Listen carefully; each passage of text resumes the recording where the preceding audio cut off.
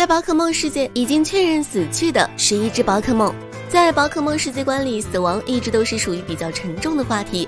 在以前可能大家都会忽略这点，但回过来看，发现已经确认死亡的宝可梦其实还是挺多的。今天我们就来详细说说，如果有漏的，那就交给大家在评论区告诉我啦。1到3，三圣兽。很多人都知道三圣兽是凤王的小弟，那也应该知道，在变成三圣兽之前，他们是在塔中被烧死的3只不知名宝可梦。当然，具体是什么宝可梦，目前还是未知。但因为三圣兽是电、水、火3种属性，所以网上就有推测说，三圣兽被烧死之前是雷伊布、水伊布和火伊布。这里我就想吐槽一下了，火伊布按道理来说应该并不会怕火，而且都有水伊布在了，不说灭掉大火，起码用水保护自己逃跑，应该还是没有问题的吧。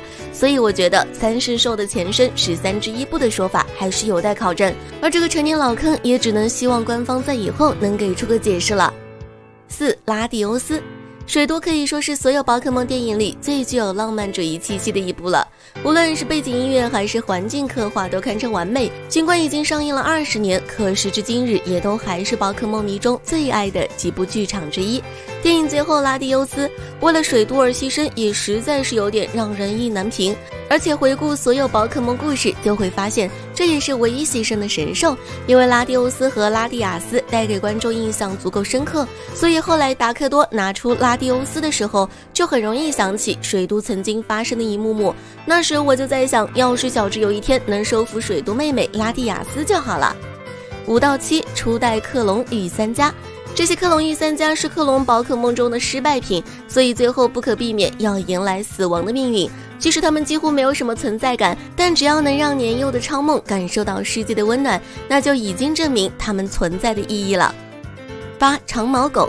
比起其他死去的宝可梦来说，日语片里出现的长毛狗可就好上了很多，毕竟它是真的上了年纪，不得不开始面对死亡。好在长毛狗的晚年并不孤独，还有伙伴喵在照顾着它，加上小智的出现，让长毛狗能够放心的下伙伴喵，所以它才能安心离世。而且在这集的最后还出现了一朵酷似长毛狗的云，也许在伙伴喵心中，长毛狗是以这种特别的方式永远陪伴着它吧。9. 布鲁。布鲁的故事发生在剧场版《我们的故事》里，当时这个名叫翡翠的老奶奶出场的时候，就留给我们一种她非常讨厌宝可梦的印象，而剧情也没有一开始说出她讨厌宝可梦的原因，反倒是让她碰到能更加吸引宝可梦的甜甜香气，让观众越发的对她的经历感到好奇。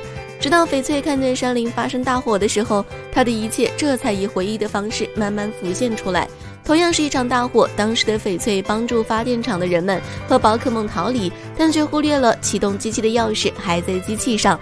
这时布鲁为了他在火海中将钥匙送了出来，可以因此葬身于火海中。这时候很多人就明白，翡翠并不是害怕宝可梦，而是怕伤害到宝可梦，所以才有了先前讨厌宝可梦的故作姿态。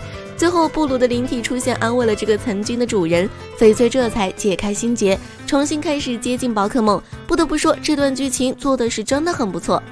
10. 轮琴猫。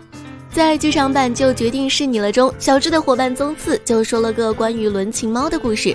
还是在宗次小的时候，他拥有一只轮琴猫，但是在某个大雪纷飞的夜晚，宗次出去的时候却不慎摔倒，后来轮琴猫找到了他，并用身体温暖着小主人，但等到第2天救援队过来的时候，却发现此时的轮琴猫已经冻死，而最后他面带微笑，或许是因为在生命的最后一刻，他怀里是宗次的缘故吧。11. 路卡利欧。拉蒂欧斯和拉蒂亚斯的剧场版让观众喜欢上了这对兄妹，而路卡利欧的剧场版也同样如此。因为对前主人雅朗封印自己耿耿于怀，所以路卡利欧在重新现世后也非常不信任人类，甚至还对小智和皮卡丘的共同经历嗤之以鼻。这也导致前面2人是十分不对付，时不时就要动手打架。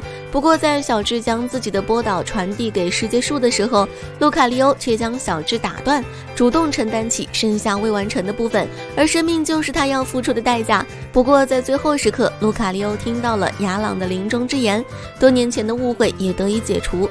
以上就是本期所有内容了，咱们下期见啦。